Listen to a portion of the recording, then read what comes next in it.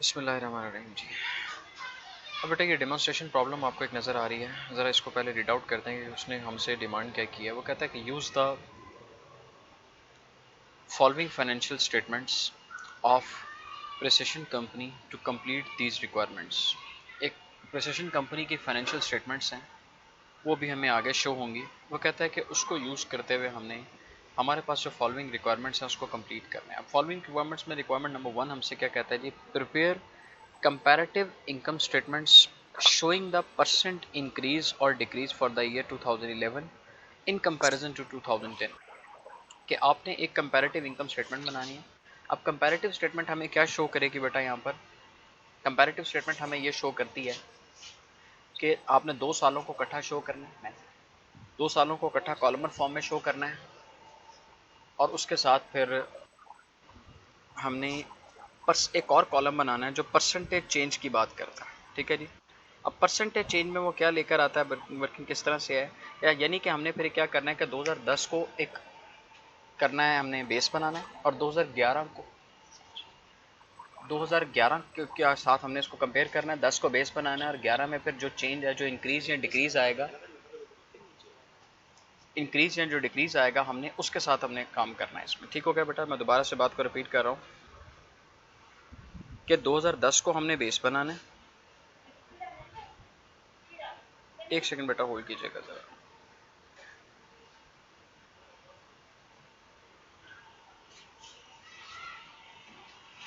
दोबारा से बेटा बात करते हैं कि 2010 और 2011 का डाटा आपको दिया जाएगा। आपने 2010 और 11 के कंपैरेटिव डाटे को आपस में आपने क्या करना है कि इस तरह से आपने एक्सप्रेस करना है कि उसमें पहले 2011 का कॉलम आएगा, फिर 2010 का कॉलम आएगा, फिर उसके बाद एक और कॉलम आएगा जिसमें हमने शो करना है कि इन दोनों में क्या चेंज आया, कि 10 की निस्बत 11 में क्या चेंज आया, और वो चेंज परसेंटेज के फॉर्म में एक्सप्रेस करना है हम लोगों ने। ठीक हो गया कि क्या इंक्रीज़ है या डिक्रीज़ है, अगर डिक्रीज़ है तो कितने परसेंट, इंक्रीज़ है तो कितने परसेंट। ये उसने हमसे डिमांड की है पहली रिक्वायरमेंट।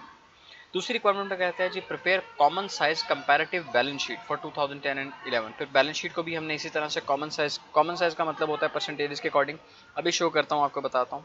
और उसके बाद तीसरे रिक्वायरमेंट में उसने आपसे क्या डिमांड की है कि compute the following ratios as of December 31st 2011 और for the year ended December 31st 2011 and identify its building block category of financial statements analysis. ठीक हो गया जी। क्या आपने रेशियोज कैलकुलेट करनी है, और कितनी रेशोज उसने टोटल आपको यहाँ पे शो की हैं। ऑलमोस्ट तकरीबन कोई 13 रेशोज हैं बेटा आपके पास। इसमें करंट रेशो है, asset test ratio, account receivable turnover, day sale uncollected है, इन्वेंट्री टर्नओवर, डेट रेशो है, डेट टू इक्विटी रेशो है, टाइम्स इंटरेस्ट अर्न है, प्रॉफिट मार्जिन रेशो है, टोटल एसेट टर्नओवर है, और रिटर्न ऑन टोटल एसेट्स है, और return on common stock equity है। करोगे बात बेटा जी। ये टोटल आपके पास इस वक्त शो हो रहा है जो कि क्वेश्चन है हमारे पास। अब इस क्वेश्चन का रिमेनिंग पोर्शन एक और है हमारे पास, ये उसने ऑलरेडी क्वेश्चन के हिस्से में उसने ऑलरेडी हमें बताया। ठीक है जी। ये उसने ऑलरेडी हमें क्वेश्चन का एक पार्ट है जो उसने हमें बताया कि एक तरफ हमें प्रिसिशन कंपनी की कंपैरेटिव बैलेंस शीट दी गई है, अगर आप देख रहे हैं बेटा, और एक तरफ आपको इनकम स्टेटमेंट दी गई है। दोनों में हमारे पास 2010 और 2011 के कॉलम आपको बनाकर दिए गए। यहाँ तक आपका ये क्वेश्चन था जो उसने हमसे सॉल्व करने के लिए कहा है। ठीक है जी।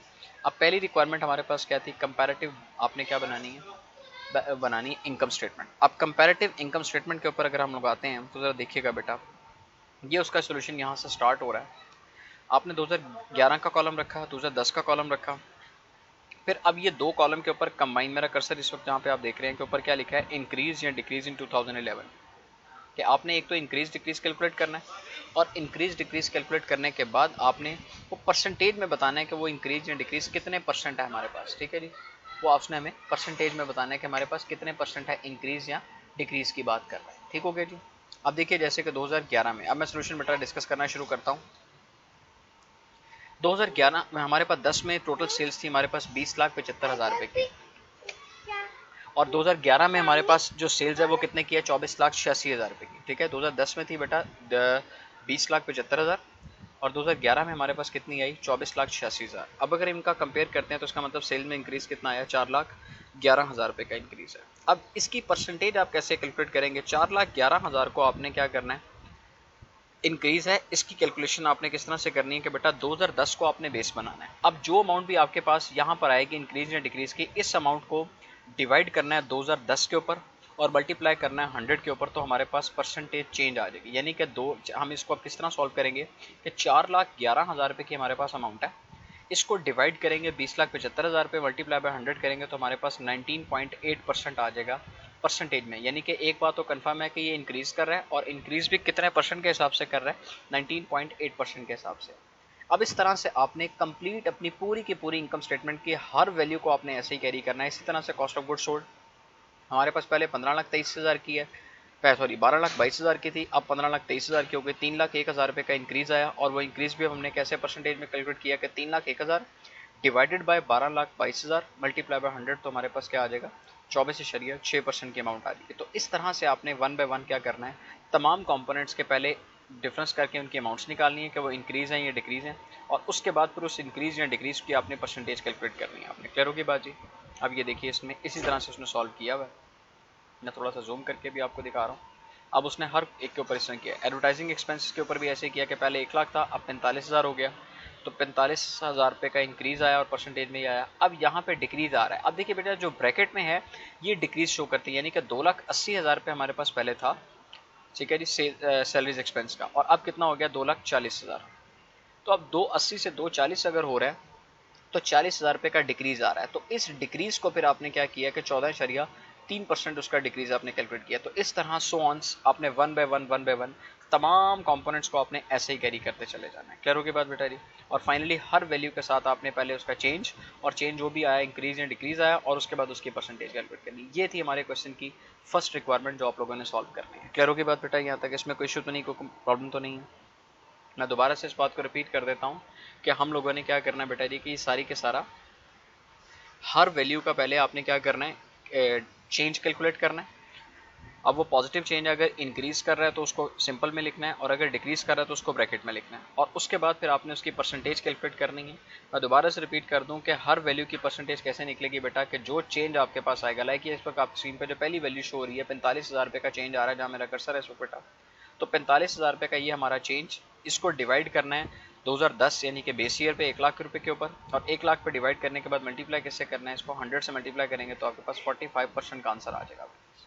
क्लियर होगी बात बेटा जी। तो ये हमारे पास पहली रिक्वायरमेंट जिसमें उसने हमसे कहा है कि कंपैरेटिव इनकम स्टेटमेंट निकालो और परसेंटेजेस चेंजेस की फॉर्म में शो करो। उसके बाद सेकंड इन्फॉर्मेशन में उसने हमसे क्या डिमांड किया था, अब उसने हमसे common size comparative balance sheet मांगी है। उसने common size comparative balance sheet, अब इसमें एक नया कॉन्सेप्ट है, अब इसको किस तरह से डिस्कस करना है आप जरा गौर से इसको समझिएगा बेटा, ठीक है। अब ये जो पहले दो कॉलम आपको नजर आ रहे हैं 2010 2011, ये तो हमारे क्वेश्चन में गिवन थे हमारे पास। अब ये जो आगे हमने बनाए हैं कॉमन साइज परसेंट्स, अब 2011 और 2010, अब ये परसेंटेजेस किस तरह से आएंगी बेटा, अब जरा गौर से इसको समझिएगा फिर आपके लिए समझ आएगा। मैं पहले 2011 की बात करता हूँ। अब कैश हमारे पास कितना है बेटा 79,000। अब इसकी परसेंटेज निकालना चाहते हैं तो हमेशा आपने इसको टोटल एसेट को बेस बनाना है, यानी कि टोटल एसेट को अगर आप देखें तो ये 100% है। ये 2011 का कॉलम जो ये नज़र आ रहा है, और उसके साथ एक और 2011 का कॉलम नज़र आ रहा है, ये दो आपको 2011 के कॉलम नज़र आ रहे हैं बेटा। अब इनको ज़रा गौर से देखते रहिएगा कि हमारे पास क्या है ये कॉलम्स,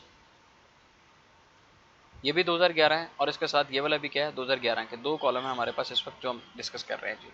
अब कैश हमारे पास 79,000 का 2011 का, और टोटल एसेट हमारे पास कितने के हैं 16,84,000 रुपये के हैं। तो अब अगर आप परसेंटेज कैलकुलेट करना चाहते हैं तो 79,000 डिवाइडेड बाय, ठीक है जी, 16,84,000 रुपये आप इसको डिवाइड करेंगे और मल्टीप्लाई बाय 100 करेंगे तो आपके पास इसका आंसर आ जाएगा 4.67% की बात आ रही है आपके पास, ठीक हो गया जी।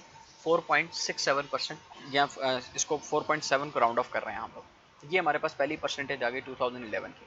इस तरह आपने पहले 11 की तमाम परसेंटेजेस कैलकुलेट करनी है कि आपने टोटल एसेट्स को बेस बनाना है, यानी कि हर अमाउंट को इंडिविजुअली उठाना है, उसको डिवाइड करना है टोटल एसेट्स पे, और मल्टीप्लाई करना है किसके साथ, उसको परसेंटेज की फॉर्म में हमने मल्टीप्लाई करना है। ठीक हो गया बेटा जी। तो ये सबकी परसेंटेजेस आती जाएंगी। इसी तरह से पहले आपने 2011 की परसेंटेजेस निकालनी है, फिर आपने 2010 की परसेंटेजेस निकालनी है सारी की सारी। क्लियर होगी बात बेटा जी। ये हमारे पास सारी की सारी परसेंटेजेस आ रही है। ओके हो गया जी।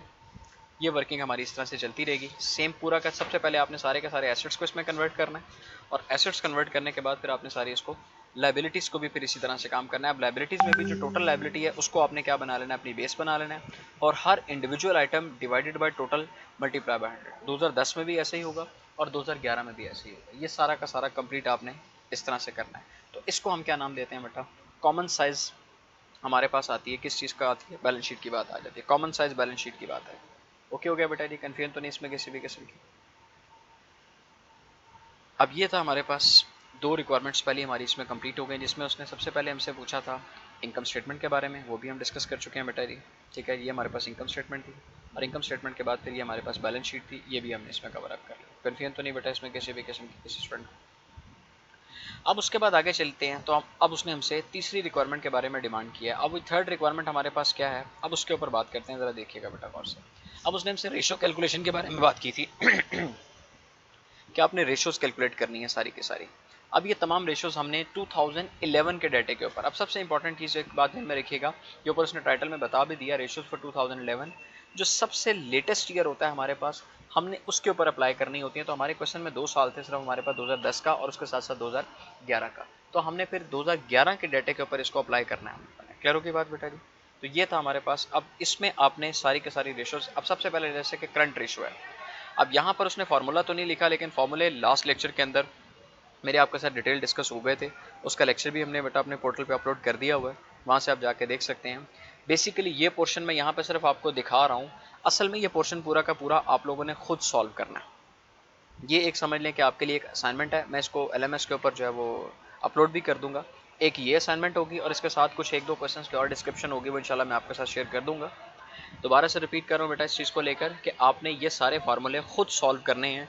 फार्मूले आपको कहाँ से मिलेंगे, एक तो आपके पास अपनी जो टेक्स्ट बुक अवेलेबल है, एक तो बुक आपके पास होगी, और बुक के साथ साथ आपके पास जो मेरा प्रीवियस लेक्चर है, अगर आप वो जब तक नहीं देखेंगे तब तक आप इसको सॉल्व नहीं कर सकते। उसमें ये तमाम इंडिविजुअली सारे के सारे फार्मूलाज को हमने क्या किया हुआ है, सॉल्व किया हुआ सारे। ठीक है, तो वहाँ से आपने फार्मूला उठाना है, लेकिन वैल्यूज़ आपने 2011 की वैल्यूज़, यानी कि आपने अपने सामने फिर ये रख लेना है पूरा का पूरा। जो क्वेश्चन आपके पास था 2011 का डाटा उसमें था क्वेश्चन के अंदर आपके पास ये वाला, इसमें 2011 के कॉलम आपने अपने सामने रख लेने हैं, और तमाम वैल्यूज़ आपने कौन सी उठानी है, 2011 की। फार्मूले में जो जो कुछ पूछा गया, जैसे कि पहली रेशो हमारे पास है, मैं आपको एक रेशो चेक करवा देता हूँ ताकि आपके लिए ईजी हो जाएगा। करंट रेशो का फार्मूला होता है बेटा current assets divided by current liabilities.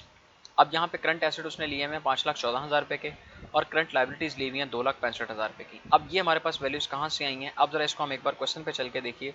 Look at this बेटा जी, करंट एसेट्स हमारे पास कितने के बेटा, ये शो हो रहे हैं 5,14,000 रुपये के 2011 के डाटे के अंदर, और करंट लायबिलिटीज़ हमारे पास कितने की शो हो रही हैं, 2,65,000 की। तो ये current assets divided by current liabilities, तो ये हमारे पास उसका पहले का आंसर आ जाएगा 1.91:1।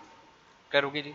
तो ये हमारे पास क्या कहलाती है, करंट रेशो हमारे पास। इस तरह से आपने 1 बाय 1, लेकिन अब आपने जब असाइनमेंट सॉल्व करनी है इसकी, तो आपने पहले करंट रेशो, उसके बाद आपने उसका फार्मूला लिखना है, और फार्मूला लिखने के बाद आपने फिर क्या काम करना है, फार्मूला लिखने के बाद फिर उसको सॉल्व करना है। एक तो आपकी ये असाइनमेंट हो जाएगी, ये मैं LMS के ऊपर दोबारा अपलोड भी कर दूंगा, और इसके अलावा आपको बुक से भी आपको 1 से 2 क्वेश्चन और रेफर करूंगा, तो वो भी आप लोगों ने इंशाल्लाह इसमें सॉल्व करने हैं। क्लियर होगी बात बेटा, इसमें कन्फ्यूजन तो नहीं इस किसी भी किस्म की? चलिए जी, अब आते हैं क्वेश्चन सेशन की तरफ। अगर कोई प्रॉब्लम है तो फिर उसमें शेयर करते हैं आपके साथ। ठीक है जी, मेरी तरफ से आज की वर्किंग हमारी ये कंप्लीट हुई है। अब आइए क्यूरी सेशन की तरफ, फिर उसमें डिस्कस करते हैं।